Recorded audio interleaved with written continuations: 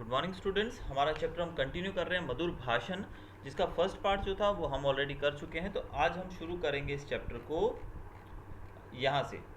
और जैसा कि हमने पिछली वीडियो के अंदर देखा था कि कैसे जो व्यक्ति के बात करने का जो तरीका है वो बहुत ही प्रभाव डालता है सामने वाले के ऊपर। यानी कि आपका जो पहनावा है, आपकी जो चाल है, वो आपको डिस्क्राइब नहीं करती है, लेकिन जब आप किसी से बात करते हो तो आपकी वाणी के अंदर जो मधुरता होती है वो सामने वाले को जीतने में हमारी मदद करती है। तो अब हम शुरू करते हैं आगे हमारा चैप्टर। मधुर वचनों के साथ यह भी आवश्यक है कि उनके पीछे भाव भी शिष्ट मधुर हो, नहीं तो मुलम्मे के सिक्कों की भांति बेकार रहेंगे। हृदय की मलिनता और मधुर वचनों का योग नहीं हो सकता। वचन के अनुकूल जब कर्म होते हैं तभी मनुष्य वंद्य बनता है।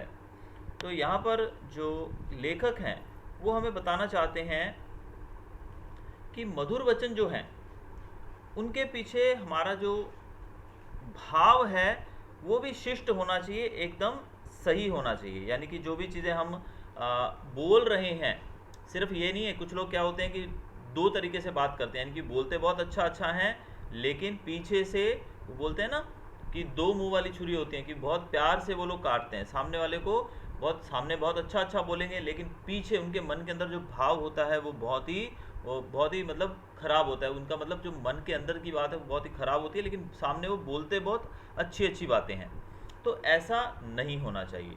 कवि कह रहे हैं, लेखक कह रहे हैं, नहीं तो मुलम्मे के सिक्कों की भांति बेकार रहेंगे। ये तो जैसे खोटे सिक्के होते हैं जिनकी कोई मार्केट के अंदर वैल्यू नहीं होती है। अगर हम आजकल की बात करें तो आजकल अगर आप सिक्के लेकर मार्केट में जाते हैं तो आप वहाँ पर कुछ भी नहीं खरीद सकते हो, क्योंकि आजकल 1, 2, 5 रुपए के सिक्कों की कोई वैल्यू ही नहीं है। तो वैसे ही जो खोटे सिक्के होते हैं उसी प्रकार वो व्यक्ति है जिसके वचन तो मधुर है लेकिन अंदर उसके मन के जो भाव हैं वो मधुर नहीं है, वो शिष्ट एकदम डिसिप्लिन्ड नहीं है। तो वो व्यक्ति उन बेकार सिक्कों की तरह है जो कि बाजार में नहीं चलते हैं। और हृदय की मलिनता और मधुर वचनों का योग नहीं हो सकता। अगर आपके हृदय के अंदर मलिनता है, यानी कि आप बहुत ही ज़्यादा अंदर से बुरे हैं, खराब हैं, तो आपके हृदय की जो खराबी है, जो आपके अंदर की जो गंदगी है, वो और मधुर वचन, इन दोनों का कभी मेल नहीं हो सकता है। जैसे आप किसी भी दो चीज़ों को, जहर को और अमृत को नहीं मिला सकते हो, उसी प्रकार से अब आप दूध के अंदर, सफ़ेद रंग का दूध है, उसके अंदर स्याही, ब्लू कलर की स्याही डाल दोगे तो वो तुरंत पता लग जाएगा कि इसके अंदर कुछ गिरा हुआ है, क्योंकि दूध और स्याही जो है वो कभी भी मिक्स नहीं होते हैं। वो कभी भी आप उसको बिना जाने उसको मिक्स नहीं कर पाएंगे। वैसे जैसे दूध के अंदर हम पानी डाल देते हैं तो वो तो मिक्स हो जाता है, पता ही नहीं लगता है कि दूध में पानी डाला गया है। लेकिन हृदय की मलिनता, यानी कि हमारे अंदर की जो गंदगी है, वो अगर हम अंदर से बुरे हैं, हमारे विचार बुरे हैं और हम ऊपर से बहुत ही मधुर बातें बोल रहे हैं, तो ये दोनों चीज़ें कभी एक साथ नहीं रह सकती हैं। यानी कि आप जैसे अंदर से हैं आप वैसे ही बात करेंगे। वचन के अनुकूल जब कर्म होते हैं तभी मनुष्य वंद्य बनता है। जब आप अपने वचन के अनुसार ही काम करते हैं, वो कहते हैं ना, जैसे हमने पिछले वीडियो में डिस्कस किया था, जैसी कथनी और करनी। अगर आपकी कथनी यानी कि जो आप बोलते हैं, और करनी मतलब कर्म, जब आप बोलते हैं और वही आप काम भी वही करते हैं, कर्म भी वही करते हैं, तभी मनुष्य जो है वो वंद्य बनता है। यानी कि तभी वो पूजनीय बनता है, तभी वो सबका चहीता बनता है। लेकिन अगर आप बोलेंगे कुछ और करेंगे कुछ तो आप बिल्कुल भी समाज के अंदर सफलता नहीं पा सकते हैं। जैसे कि बहुत सारे शिक्षक हमारे होते हैं, आप भी एक तरह से जानते होंगे कि अगर कोई शिक्षक जो है वो जो बोल रहा है और वो करता भी है तो बच्चों का वो शिक्षक चहीता रहता है, क्योंकि वो अपनी कथनी और करनी के अंदर बहुत ज़्यादा समानता बनाकर चलता है। लेकिन कोई व्यक्ति आपको कहता है और वो खुद उसको फॉलो नहीं करता है तो वो जो है वो उस व्यक्ति को कोई भी पसंद नहीं करेगा। मनुष्य के चरित्र के असली परिचायक उसके कर्म भी होते हैं, किंतु बिना मधुर वचनों के लोग दूसरों के सद्व्यवहार का भी लाभ नहीं उठाना चाहते हैं। अब मनुष्य का जो चरित्र है उसको अगर हम सही तरीके से, वो तब झलकता है, उसके कर्म जो होते हैं उससे भी वो झलकता है। यानी कि कोई भी व्यक्ति है, अगर वो अच्छा बोल नहीं रहा है लेकिन वो कर बहुत अच्छा रहा है, तो उसके बोले बिना उसके जो कर्म हैं वो दूसरे लोगों के सामने खुद ब खुद उसकी क्वालिटी को प्रकट कर देंगे। लेकिन फिर भी हम जानते हैं कि आज का समाज कैसा है, दिखावे वाला समाज है, जहाँ पर चारों तरफ दिखावा यही टिका हुआ है। तो ऐसे में ऐसे लोग जो कि अपने कर्म से लोगों के सामने अपनी अच्छी इमेज बनाना चाहते हैं, वो लोग इसमें फेल हो जाते हैं। बिकॉज आजकल बोलना बहुत ज़रूरी है, यानी कि आप अच्छी अच्छी बातें बोलो, तभी सामने वाला आपको बहुत अच्छा समझेगा। इसके लिए सबसे जो बड़ा उदाहरण रहेगा, एग्जाम्पल रहेगा, वो आज के हमारे नेता हैं। वो देखिए कितनी बड़ी बड़ी बातें करते हैं, और हम आम पब्लिक, आम जनता जो उनके इन मधुर वचनों में फंस जाते हैं और उनको वोट दे बैठते हैं, और फिर बाद में कई सालों के लिए वो गायब हो जाते हैं। तो यहाँ पर वही कहा गया है कि किस प्रकार से व्यक्ति जो है वो आजकल दूसरों की बातों को सुनकर ज़्यादा उन पर विश्वास करता है, ना कि उनकी क्वालिटीज़ को देखकर। अब कोई व्यक्ति अगर काम कर रहा है लेकिन वो उस काम को दूसरों के सामने प्रकट नहीं कर रहा है बोलकर, तो उस व्यक्ति के काम को भी लोग नहीं गिनते हैं। जैसे कि आज टेलीविज़न के अंदर हम लोग देखते हैं कि बहुत सारी ये जो पॉलिटिकल पार्टीज़ हैं, ये बहुत सारी एडवर्टाइजमेंट पे पैसा खर्चती हैं आजकल। क्यों? क्योंकि एडवर्टाइजमेंट करके ये बताना चाहते हैं, देखो हमने ये किया, ये किया, ये किया। लेकिन वहीं जो व्यक्ति इन एडवर्टाइजमेंट को नहीं करता है, यानी कि अगर कोई पार्टी इससे दूर है, तो उस पार्टी को इतना लाभ नहीं मिलेगा, क्योंकि लोग उसके कामों से अनजान रह जाएंगे। तो कहने का भाव यहाँ पर कि लोगों को आजकल सिर्फ अच्छा काम ही नहीं, अच्छा बोलना भी बहुत ही ज़रूरी है। मानो ही महंता धनम, अर्थात मान ही बड़े आदमियों का धन होता है। जो लोग बिना मान के दान देते हैं, उनका दान स्वीकार नहीं होता। मान का पान भी बहुत होता है। और रहीम के शब्दों में, अमी पियावे मान, बिन सो नर मोहिना सुहाए। और रहीम के शब्दों में ये जो लाइन लिखी गई है, ये उनके शब्दों में कहा गया है। मिष्ट भाषण समाज सेवक का एक आवश्यक गुण होता है। अब इनके मुताबिक कहा गया है कि जो ऊपर जो हमने पंक्ति पढ़ी ये वाली, अब इसमें कहा गया है कि मान बड़े आदमियों का धन होता है। यानी कि हम दान या कुछ भी कर रहे हैं, तो उसमें हमें सामने वाले को दान देते वक्त इज्जत, मान भी देना पड़ता है। यानी कि आज अगर आपके घर पे भिखारी भी आता है और आप उसको भी अगर थोड़ा धुतकार कर कोई चीज़ देते हो, तो वो भी आपसे वो चीज़ को स्वीकार नहीं करेगा। लेकिन अगर आप उसको बड़े आदर सम्मान से, प्यार से कोई चीज़ देते हो, तो ही वो स्वीकार करेगा। आज आप एक भिखारी के सामने 50 रुपये का नोट फेंक दीजिए, तो शायद वो उसको भी उठाने से मना कर दे, बोले नहीं हाथ में दो मुझे। लेकिन अगर आप किसी को अगर 1 रुपया भी देते हैं और दान देते हो, उसको इज्जत के साथ देते हैं, तभी वो दान भी स्वीकार किया जाता है। तो जैसे रहीम जी ने अपनी पंक्तियों में लिखा है, अब यहाँ पर जो पंक्तियाँ इन्होंने लिखी हैं, इसका जो तात्पर्य ये है कि मिष्ट भाषण समाज सेवक का एक आवश्यक गुण होता है। यानी कि मीठा जो भाषण है ना, जो हम लोग नेताओं की बात करते हैं, मीठा भाषण, वो समाज सेवक का एक गुण होता है। अगर आपके पास ये गुण नहीं है, मीठा बोलने का, मीठा भाषण देने का गुण नहीं है, तो आप जो हैं वो समाज के अंदर सेवा नहीं कर सकते हो। मीठा बोलना बहुत ही ज़रूरी है। ये गुण जन्म से तो प्राप्त होते हैं, किंतु शिक्षा द्वारा भी ऐसे शुभ अभ्यास और संस्कार बनाए जा सकते हैं। अब ये जो गुण हैं, ये हमें जन्मजात भी प्राप्त होते हैं, यानी कि बचपन से भी हमारे अंदर होते हैं। यानी कि बोलते हैं ना कि भी बचपन से खुद ब खुद फैमिली गिवन, यानी कि इनहेरिटेंस में आपको मिला है, जेनेटिक वो भी होता है। लेकिन शिक्षा के द्वारा और अभ्यास, यानी कि पढ़कर और उसकी प्रैक्टिस करके आप अपने संस्कारों को और ज़्यादा ऊपर ले जा सकते हैं, यानी कि और भी अच्छे गुण सीख सकते हैं। तभी कहा जाता है कि बच्चे जो हैं उनको गुण जो हैं वो हम सिखा सकते हैं। उनको हम एकदम अच्छा कैरेक्टर उनका अगर बिल्डअप करना चाहें तो हम कर सकते हैं। लेकिन कब? जब हम उनको अच्छी शिक्षा अपनी तरफ से भी देंगे तब। मन, वाणी और कर्म का सामंजस्य ही मनुष्य को श्रेष्ठता के पद पर पहुंचाता है।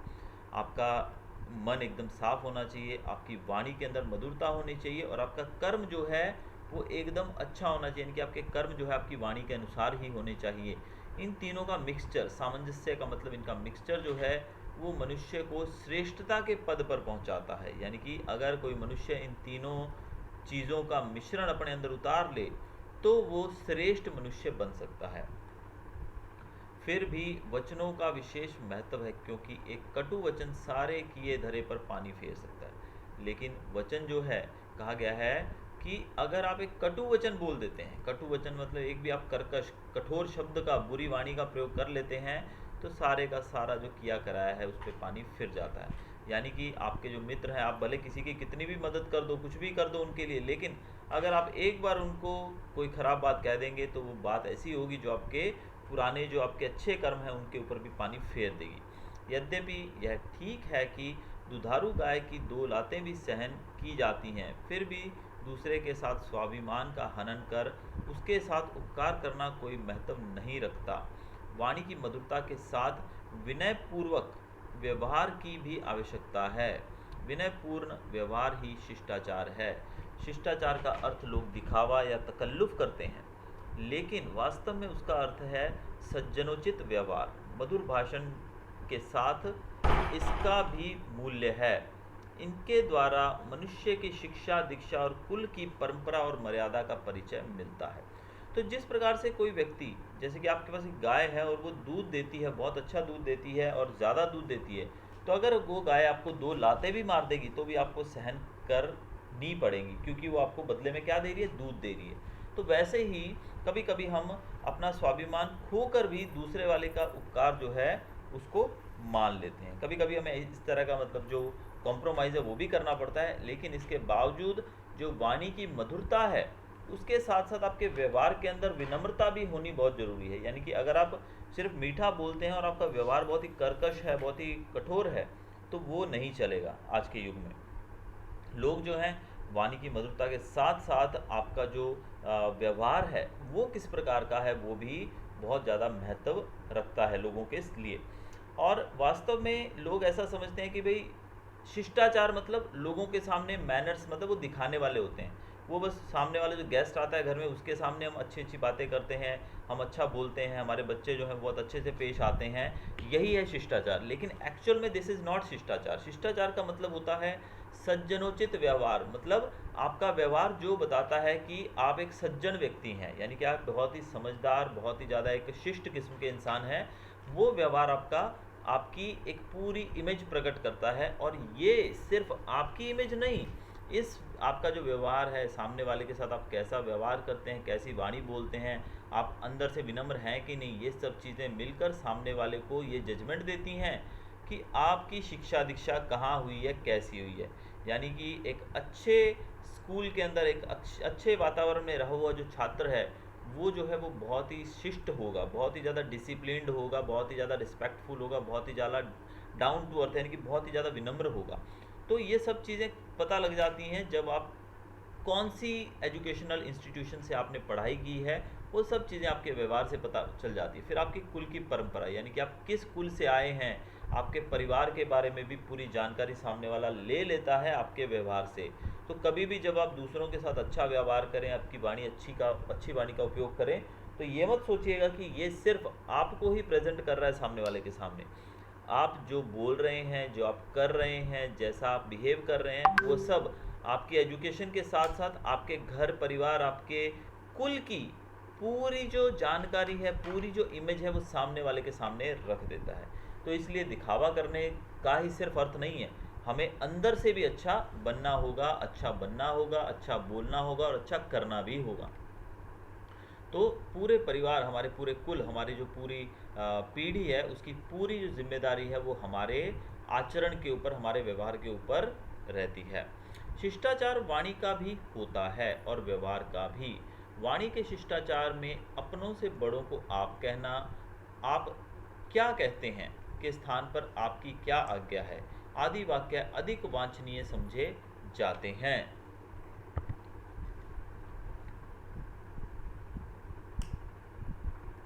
अब शिष्टाचार जो है यानी कि जो डिसिप्लिन है वो वाणी में भी होता है और व्यवहार में भी होता है। यानी कि आप सिर्फ व्यवहार, यानी कि आपका जो डिसिप्लिन है वो सिर्फ सामने वाले के सामने आपके व्यवहार से ही नहीं आएगा, आपकी वाणी से भी वो चीज़ झलकेगी।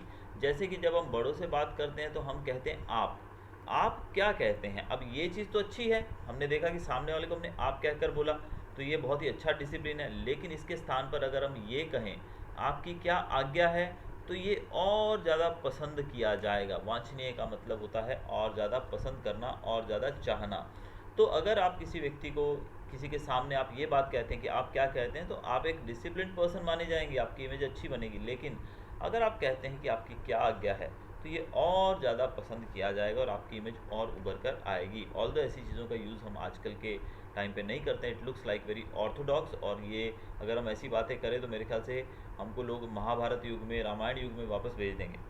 फिर भी हमारी जो वाणी है उसमें एटलीस्ट हम ये तो प्रयोग कर ही सकते हैं।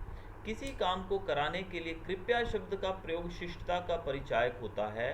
काम हो जाने के पश्चात धन्यवाद कहना भी जरूरी है। जो अपने से नीचे हैं उनसे कोई ऐसी बात न कही जाए कि जिससे यह प्रकट हो कि हम उसको नीचा समझते हैं। अपने से कम स्थिति के लोगों के स्वाभिमान की रक्षा करना सज्जन लोगों का पहला कर्तव्य होता है। ये बहुत ही महत्वपूर्ण बात यहाँ पर लेखक ने लिखी है कि जब हम किसी से कोई काम करवाना चाहते हैं, जैसे कि हम किसी मित्र से कोई चीज़ मांगते हैं, उनसे लिफ्ट ही मांगा, कृपया मुझे स्कूल तक छोड़ दीजिए, तो हम कृपया यानी कि इंग्लिश में हम प्लीज़ वर्ड का यूज़ करते हैं। और मेरे ख्याल से ज़्यादातर छात्र जो हैं या even most of the person इस शब्द का प्रयोग करते हैं, प्लीज़। और जब हमारा काम हो जाता है तो उसके बाद हम सामने वाले को धन्यवाद भी कहते हैं, थैंक यू भी बोलते हैं। तो please and thank you, these are the two parts. मेरे ख्याल से हर एक छात्र जो है, हर एक व्यक्ति, ज़्यादातर आजकल लोग इसका उपयोग करते ही हैं। अब ये दोनों चीज़ें हमारे शिष्टता को, हमारे व्यवहार को प्रकट करती हैं, लेकिन खासकर उन लोगों के सामने जो हमसे नीचे हैं। अब नीचे से अर्थ हो सकता है आपके घर में काम करने वाला जो व्यक्ति है, नौकर है, उसकी भी बात की जा सकती है। आपके घर में बाहर जो सब्जी बेचने आता है उसकी भी बात की जा सकती है। आपके घर में कोई बिजली ठीक करने वाला आ रहा है, इलेक्ट्रिशियन, उसकी भी बात की जा सकती है। यानी कि कोई भी व्यक्ति हो सकता है। या ठेले वाला, जहाँ से आप कोई भी आप होटल में जा रहे हैं तो वहाँ पर आप वेटर को जो बुला रहे हैं, तो वो सब लोग जो हैं, अगर किसी नीचे व्यक्ति से आप बात करते हैं जो पैसे में, रुतबे में आपसे नीचे है, तो उससे आप बड़ी ही शालीनता से बात करिए, बहुत ही विनम्रता से बात करिए। ऐसा प्रकट नहीं होना चाहिए आपकी बातों से कि आप उसको नीचा समझते हैं। तो अपने से जो छोटे हैं, यानी कि जो हमसे छोटे लोग हैं, हमारी परिस्थिति से जिनकी परिस्थिति लो है, उन लोगों के स्वाभिमान की रक्षा करना ये सज्जन लोगों का पहला कर्तव्य होता है। जैसा कि हम जानते हैं कि हमारे मुल्क के अंदर खासकर हम लोग होटल में जाते हैं, वहाँ पर जो काम करने वाले जो लड़के होते हैं, जो वेटर्स होते हैं, उनको हम कैसे, बहुत सारे लोगों को देखा है कि बड़ी मतलब कठोर आवाज़ से, बड़े ही बुरे तरीके से उनको बुलाते हैं, ए छोटू इधर आओ, बड़ा डांट कर उसको बुलाएंगे। तो इस प्रकार की वाणी जो है सामने वाले के स्वाभिमान को बहुत ही ठेस पहुंचाती है। क्योंकि याद रखिए, वो व्यक्ति वहाँ पर चोरी करके नहीं खा रहा है, वो बेचारा वहाँ पर अपना काम कर रहा है, रोजी रोटी कमा रहा है और बड़ी इज्जत से कमा रहा है। वो चीज़ हमें समझनी चाहिए। लेकिन हम लोग इस चीज़ में, मैं भी मानता हूँ कि हम लोग काफ़ी पीछे हैं। लेकिन यही चीज़ जब हम विदेशों में देखते हैं, बहुत सारे कंट्रीज़ के अंदर, जहाँ पर हम लोग बोलते हैं कि हमारे मुल्क के अंदर हम इक्वालिटी की बात करते हैं, लेकिन हम अंदर से उस चीज़ को नहीं फॉलो करते हैं, नहीं मानते हैं। अब विदेशों में जब इसी चीज़ को देखा जाता है तो वहाँ पर एक कार साफ़ करने वाला व्यक्ति, एक होटल का वेटर और एक बड़ी से बड़ी कंपनी का सीईओ, जब वो वहाँ पर आएगा तो वो बड़ी शिष्टता से वेटर को बुलाएगा और बड़ी शिष्टता से उसको जवाब भी आगे मिलेगा। तो इस प्रकार वो जो नीचा व्यक्ति है, भले वो वेटर है या कोई भी है, उसके स्वाभिमान को ठेस नहीं पहुँचती है। तो अगर हम एक सज्जन व्यक्ति की बात करें तो दूसरों की स्वाभिमान की रक्षा करना जो है वो सज्जन व्यक्ति का पहला कर्तव्य माना जा सकता है। जो काम करना है उसको प्रसन्नता से करना चाहिए और उसके संबंध में कोई ऐसा शब्द भी नहीं कहना चाहिए जिससे प्रकट हो कि यह काम अन्य मनसकता से किया जा रहा है या उस काम के करने से दूसरों के साथ एहसान किया जा रहा है। या तो कोई वस्तु न दें और दें तो पूर्ण उदारता से और प्रसन्नता के साथ। कम से कम जहाँ क्रिया में उदारता हो वहाँ वचने दरिद्रता नहीं आने देनी चाहिए। तो यहाँ पर कहा गया है कि जब हम किसी के ऊपर कुछ एहसान कर रहे हैं, यानी कि किसी का कुछ काम कर रहे हैं, तो हमें फुल फ्लेजली यानी कि पूरे मन से उस काम को करना चाहिए। अब जैसे कि आजकल आप घर में बच्चों को आजकल पढ़ने के लिए कहा जाता है, तो वो भी ऐसे पढ़ाई करते हैं जैसे माँ बाप एहसान कर रहे हैं, ठीक है। तो वो चीज़ें हमारे अंदर नहीं होनी चाहिए। भले हम किसी भी व्यक्ति को कुछ भी करके दे रहे हैं, उसकी हेल्प कर रहे हैं, मदद कर रहे हैं, तो हमें, जब हमने वो मदद की तो हमें पूर्ण रूप से विनम्र होकर वो काम करना चाहिए, उदारता के साथ। यानी कि ऐसा शो नहीं करना चाहिए कि देखो भाई मैंने तो आप पे एहसान किया। आज आप अपने दोस्त को अपने साथ घर लेके आए अपनी गाड़ी पे, ठीक है, या आप छोड़ने गए उसके घर पे, तो आपने उस पर किया तो एहसान कि आप स्पेशल उसको उसके घर तक छोड़ने गए। लेकिन इस एहसान के बावजूद अगर आप उसको जताएंगे, यानी कि अपने स्वभाव में थोड़ा सा बड़प्पन ले आएंगे, भी देखो भाई मैंने तो आज आपको घर छोड़ा, तो वो चीज़ बिल्कुल ठीक नहीं है। आपको उस पर एहसान किया, इस नज़रिए से कोई भी काम नहीं करना है। आपको उदारता के साथ, वो कहते हैं पहले या तो दें नहीं, और दें तो आपके अंदर पूर्ण रूप से उदारता होनी चाहिए और पूरी खुशी से दीजिए। आपके घर में भिखारी आया बाहर मांगने, तो उसको आपने 2 रोटी या 10 रुपये या 20 रुपये दे दिए, लेकिन उसको धुतकार कर डांट कर दिया तो उसका कोई मतलब नहीं है, या मुंह बना कर दिया तो उसका कोई मतलब नहीं है। या तो आप उसको दो ही नहीं, सीधा बोल दो कि नहीं है भाई जाओ, तो वो बेचारा चला जाएगा। लेकिन अगर आपने किया भी उसके लिए, उसको कुछ दिया भी खाने को या उसको पैसे दिए, उसके बाद आपने उसके साथ थोड़ा बुरा व्यवहार भी किया, मन मार कर दिया, मन से प्रसन्न होकर नहीं दिया, चेहरे पे स्माइल के साथ नहीं दिया, तो ऐसी दान का कोई मतलब नहीं निकलता है। यदि इनकार ही करना पड़े तो उसमें अधिकार और अभिमान की गंध नहीं आनी चाहिए। इनकार मजबूरी के ही कारण होना चाहिए, चाहे वह सैद्धांतिक मजबूरी हो या आर्थिक। इनकार शिष्टता के साथ भी हो सकता है और अशिष्टता के साथ भी। प्राय लोग अशिष्टता से यह कह देते हैं, जाओ अमुक वस्तु यहाँ कहाँ से आई, तुम्हारा कोई लेना देना नहीं है, घर वालों को तो जुड़ता नहीं, तुम्हारे लिए कहाँ से लाएं। इनकार करने में जो बातें कही जाएं उनमें परायेपन का भाव नहीं आने देना चाहिए। इनकार करते समय खेद प्रकट करना शिष्टाचार की मांग है। कहना चाहिए, मुझे बड़ा खेद है कि आपके लिए इनकार करना पड़ रहा है, आपने यहाँ आने या मांगने का कष्ट किया और मैं इस विषय में आपकी सेवा न कर सका। अब यहाँ पर भी बहुत ही एक अच्छी चीज़, जो कि बहुत ही शिष्ट व्यवहार हमारे लिए लेखक ने बहुत ही सुंदरता से हमारे सामने प्रकट किया है। वो कहते हैं कि ऐसा नहीं है कि देखिए कोई व्यक्ति आपसे मदद मांगने आए और आप हमेशा उसकी मदद करने के लिए तत्पर ही हों, और कई बार ऐसी भी सिचुएशन होती है कि भाई सामने वाला हमारे पास मदद मांगने आया और हमारे पास वो चीज़ नहीं है, तो ऐसे में हम क्या करेंगे? तो कोई बात नहीं। लेकिन आजकल लोगों की जो प्रॉब्लम है वो क्या है कि सीधा ना करना। कैसे ना करते हैं? अब आपका दोस्त आपके पास आया, अरे भाई मुझे बुक दे, मेरे को काम कंप्लीट करना है। अरे भाई मेरा काम पूरा नहीं है, मैं तेरे को कैसे दे दूँ? तो ये हमारा जवाब होता है। हमारे मित्र ने हमसे एक पेंसिल मांगी, यार पेंसिल शेयर करो, I forgot to bring my pencil. हम बोलेंगे अरे भाई एक ही पेंसिल है, तेरे को कहाँ से दे दूँ? तो हमारी भाषा इस प्रकार की रहती है, यानी कि एकदम कठोर, सामने वाले को अंदर तक जाके चुभे, ऐसी भाषा होती है। कोई हमारे घर पे कुछ लेने आया, कोई भिखारी बाहर आ गया मांगने के लिए, तो हम बोलते हैं चल चल भाग यहाँ से, अभी खाना नहीं बना है, खुद को खाना नहीं मिलता है और तेरे को कहाँ से खाना खिलाएं, ऐसे। तो ये चीज़ें जो हैं ये अशिष्ट व्यवहार को प्रकट करती हैं। तो शिष्टाचार के साथ भी हम उसको ना कर सकते हैं। हम ये भी कह सकते हैं कि मुझे बड़े खेद के साथ ये कहना पड़ रहा है कि भाई मैं आपको ये चीज़ नहीं दे पा रहा हूँ, मुझे बड़ा दुख है कि आप यहाँ पर वो चीज़ लेने आए लेकिन मैं आपको इसके लिए मना कर रहा हूँ, मुझे बड़ा ही खेद है, I am very sorry to say that. तो ऐसी विनम्र भाषा का प्रयोग करके हम अपनी शिष्टता का प्रमाण दे सकते हैं, बजाय इसके कि सामने वाले को हम डांट फटकार के दुत्कार के भगा दें। तो लेखक ने, कवि ने यहाँ पर हमारे सामने इसका भी बहुत ही ज़्यादा महत्व बताया है कि किस प्रकार से हम सामने वाले को शिष्टता से ना भी कर सकते हैं। अंतिम पैराग्राफ जो है उसमें क्या लिखा गया देखते हैं। वार्तालाप में हमको व्यापारिक बातचीत और निजी बातचीत में थोड़ा अंतर करना होगा। बातचीत भी देखिए यहाँ पर दो तरह की बात की गई है। एक होती है व्यापारिक बातचीत, यानी कि बिजनेस टॉक, कि हम जब हमारे बिजनेस के अंदर लोगों के साथ जब बातचीत करते हैं, यानी कि फॉर्मल बातचीत होगी कि हम जिन लोगों का सिर्फ हमारा व्यापारिक रिश्ता है उनसे बातचीत। और दूसरा हो गया निजी बातचीत। निजी बातचीत मतलब जो हमारे मित्र हैं, हमारे घर वाले हैं, हमारे फ्रेंड्स, हमारे भाई बहन, सब इनसे जब हम बातचीत करते हैं वो पर्सनल हो जाती है। तो निजी बातचीत और व्यापारिक बातचीत, ये दो चीज़ें हैं, इन दोनों के अंदर भी अंतर बताया गया है।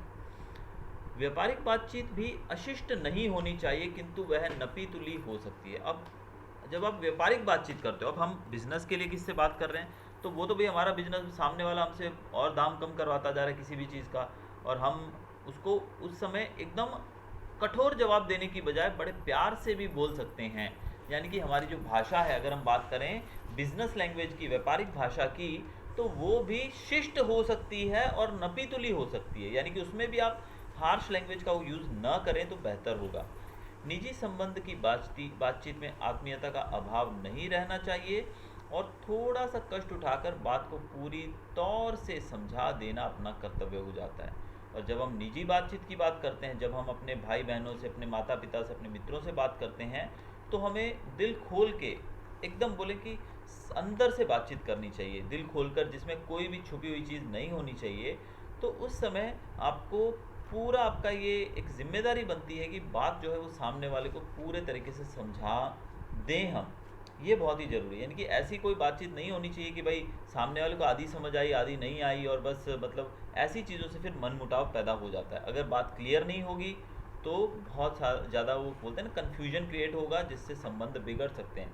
तो ऐसे में एकदम जो हमारी बात है वो सामने वाले को क्लियर करना, ये हमारा पूरा कर्तव्य बनता है।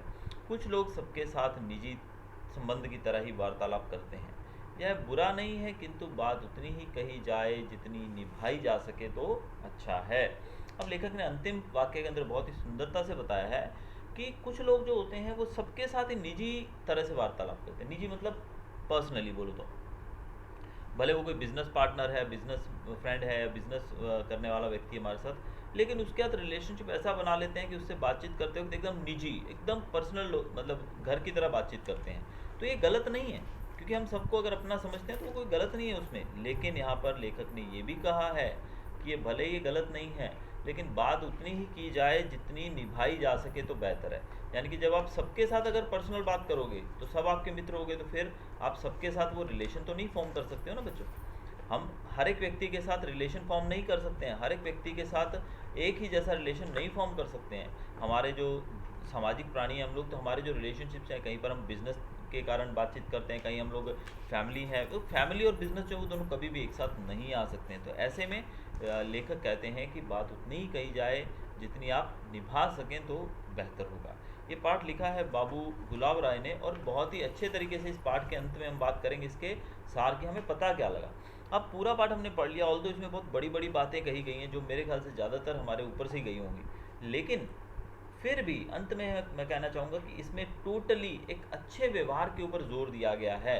अच्छा व्यवहार जो कि हमारी बातों से झलकता है। हम अंदर से बाहर से बहुत ही चमक जाए, भले कितने भी अच्छे अच्छे कपड़े पहन लें, लेकिन जब हम बातचीत करते वक्त शिष्टता का प्रयोग ना करेंगे तो हमारी जो शिक्षा दीक्षा, हमारा खानदान जो है, हमारे परिवार की सारी जो इमेज है वो तुरंत कुछ ही पलों में सामने आ जाएगी। इसलिए बातचीत, शिष्टता, डिसिप्लिन और मीठा बोलना जो है, इसका बहुत ही महत्व है हमारे जीवन के अंदर। तो हमें हमेशा, भले हम बड़े छोटे किसी से भी बात कर रहे हैं, एकदम डिसिप्लिन में, शिष्टता से, पूरे आदर सम्मान से बात करें, तो ये हमारे पूरे परिवार की जो इमेज है वो सामने वाले के सामने बहुत ही अच्छे तरीके से झलका सकता है। तो ये था हमारा चैप्टर। Thank you.